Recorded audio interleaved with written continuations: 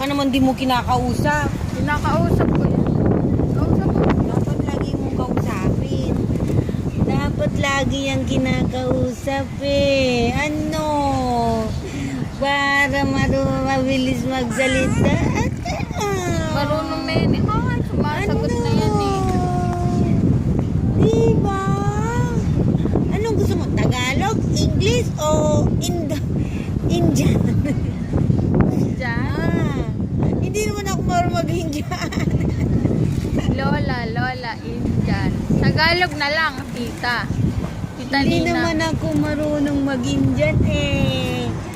Tagalog na lang. Diba? Diba? Asa si kuya? Diba? Siguro nandun sa isang Lakachero plane. mga yun.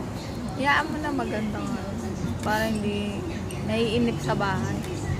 Saan sila napunta? Doon sa playground. Sarah! Kausap ka ni